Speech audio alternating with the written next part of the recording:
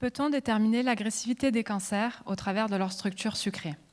Les patients atteints d'un cancer du pancréas ont une survie qui peut aller de 2 mois jusqu'à 5 ans. Certains répondent à la chimiothérapie, alors que d'autres ont des tumeurs plus agressives et donc plus résistantes et plus agressives. Alors comment expliquer ces différences? On parle d'un cancer du pancréas, mais en réalité, chaque patient a une tumeur unique.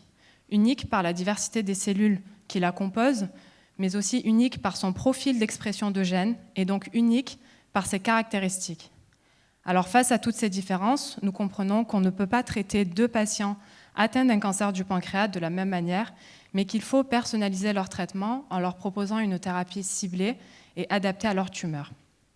Mais avant ça, nous devons absolument classer les tumeurs en fonction de leur profil. Pour relever ce défi, notre équipe de recherche s'est intéressée au sucre. Alors les sucres dont je vais vous parler ce ne sont pas les sucres que nous ingérons, mais ce sont les structures qui sont portées par nos protéines et qui leur permettent d'assurer toutes les fonctions biologiques au sein de nos cellules. Par exemple, saviez-vous que c'est grâce au type de sucre porté par les globules rouges que nous pouvons déterminer les groupes sanguins de chacun d'entre nous?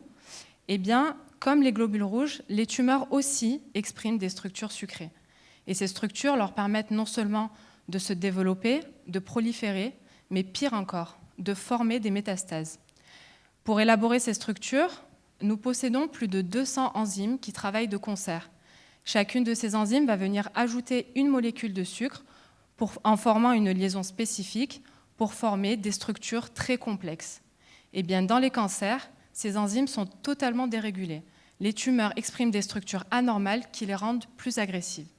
Et c'est sur cette base-là que nous avons étudié la diversité du cancer du pancréas pour classer les tumeurs.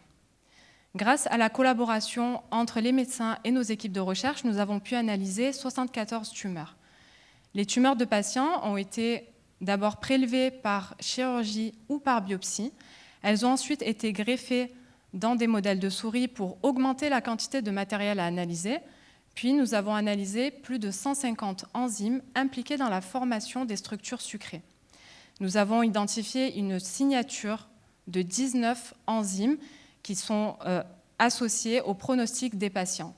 Ces 19 enzymes, nous les appelons la glycosignature. La glycosignature, elle permet de classer les tumeurs en 3 groupes, 2 groupes de mauvais pronostics et 1 groupe de meilleurs pronostics. La glycosignature permet donc de différencier 2 groupes de tumeurs agressives avec des caractéristiques différentes et donc qui pourraient être traitées différemment. L'objectif maintenant, c'est de réduire cette glycosignature pour prédire plus facilement le pronostic des patients. On pourrait développer une formule sur la base de cette glycosignature et calculer un score pour pouvoir calculer un score pour chaque patient. On pourrait ainsi prédire non seulement le pronostic des patients, mais aussi envisager une prise en charge adaptée de leur tumeur.